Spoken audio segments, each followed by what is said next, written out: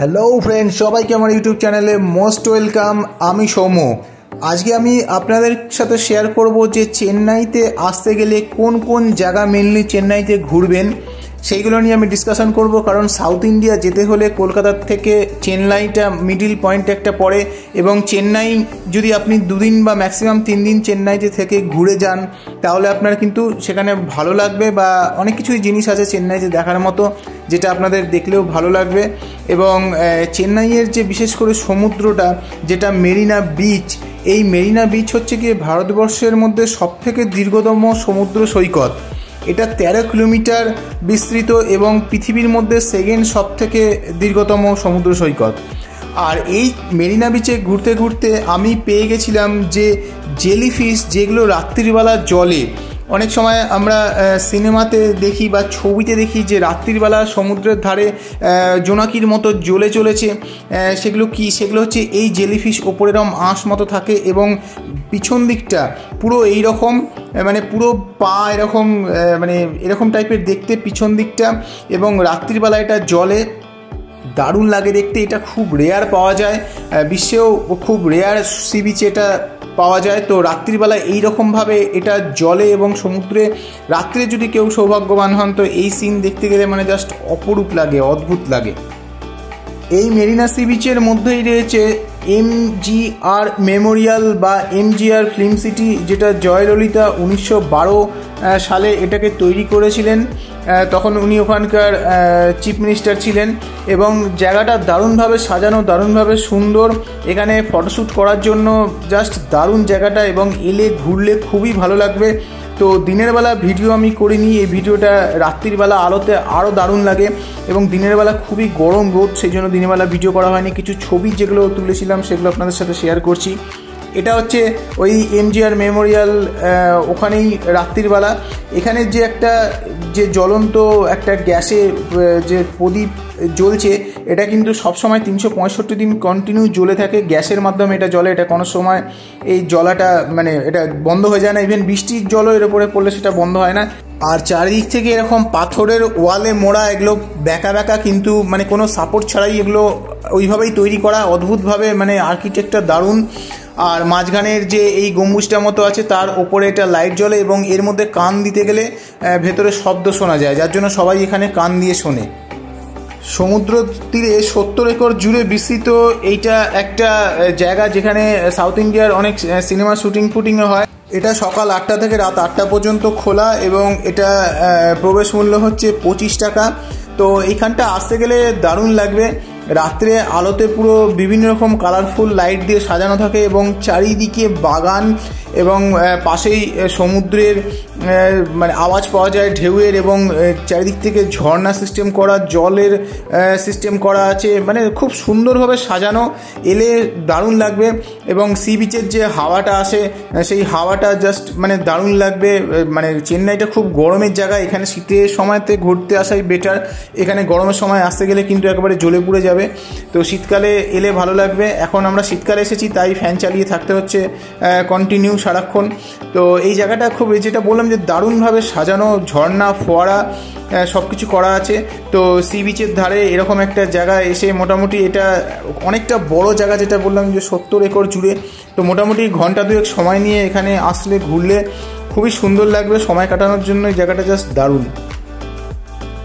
আরেকটা কথা বলে রাখি, চেন্নাই সি বিচের পাশেই কিন্তু মেন রাস্তা, তো তার দুধার দিয়ে প্রচুর খাবার দাবার পাওয়া যায়, এন্টারটেনমেন্টের কোনো অভাব নেই। সি বিচের মধ্যেও বিভিন্ন রকম খাবার, সাউথ ইন্ডিয়ান খাবার, মাছ ভাজা, রোস্টেড চিকেন, কাবাব থেকে শুরু করে সব কিছু খাবার দাবার পাওয়া যায়। মাখানা, ভুট্টাকে তো পুড়িয়ে দিয়ে লেবু টেবু দিয়ে মশলা দিয়ে যা বানিয়ে দেয়, জাস্ট অসাধারণ লাগে খেতে।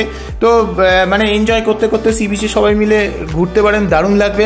আর আমরা বেরিয়ে নিয়ে একটা চায়ের দোকানে এলাম চা খেতে, কিন্তু চা দেওয়ার যা স্টাইল সেটা দেখে তো মানে জাস্ট ভিডিও না করে থাকতে পারলাম না।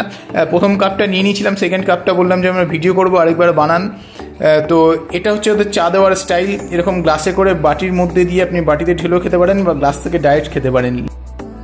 নেক্সট ঘোরার জায়গাটা হলো দারুণ, খুবই এন্টারটেনিং, সেটা হচ্ছে স্নো কিংডম। নাম শুনেই বোঝা যাচ্ছে যে বরফের দুনিয়া।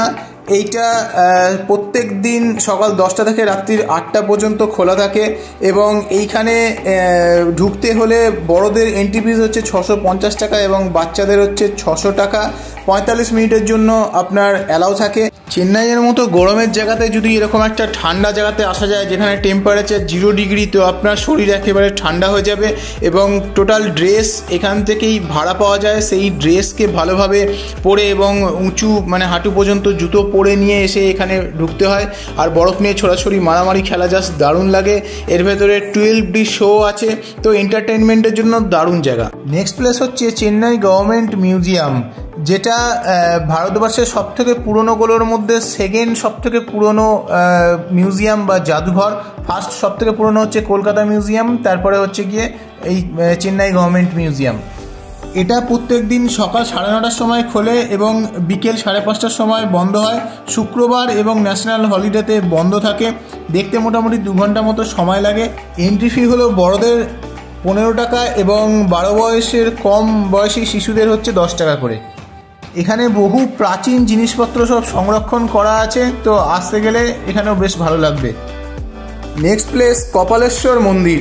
ভগবান শিবের এটা পবিত্র উপাসনালয়। কপালেশ্বর মন্দিরটি শক্তিশালী পল্লবদের দ্বারা নির্মিত হয়েছিল, যেটা পর্তুগিজরা ভেঙে ফেলেছিল এবং বিজয়নগর সাম্রাজ্যের সময় এটাকে আবার পুনর্নির্মাণ করা হয়েছিল। আর কপালেশ্বর মন্দিরটা হলো গিয়ে দ্রাবিড় এবং বিজয়নগর স্থাপত্যের সর্বোত্তম নমুনা। আর এটার যে বিস্ময়কর খোদাই করা যে গায়ের মধ্যে যে কাজ বা এর যে মানে অদ্ভুত ভাস্কর্য, সেটা চেন্নাইয়ের মানে সবথেকে বিখ্যাত দর্শনীয় স্থানগুলির মধ্যে এটাকে একটা করে ফেলে। আর এটা মোটামুটি 1 থেকে 1.5 ঘন্টা সময় লাগবে ঘুরতে। প্রতিদিন সকাল 5টার সময় এটা খোলে এবং দুপুর 12টার সময় বন্ধ হয় এবং বিকেল 4টার সময় আবার খোলে এবং রাত্রি 9টার সময় এটা বন্ধ হয়। এটা চেন্নাই শহরের মধ্যেই পড়ে, তো এখানে এলে অবশ্যই একবার ঘুরে যাবেন। Next place Santhome cathedral basilica church. এটা পর্তুগিজরা নির্মাণ করেছিল। এটা খোলে সকাল 6টায় এবং বন্ধ হয় রাত্রি 9টায়। এই চার্চটা বিশাল বড়, অনেকটা এলাকা নিয়ে প্রসারিত এবং ঘণ্টাখানেক মোটামুটি সময় লাগবে এবং দারুণ এর স্থাপত্যকলা ভাস্কর্য, যেটা ফরাসিদের পর্তুগিজদের বানানো।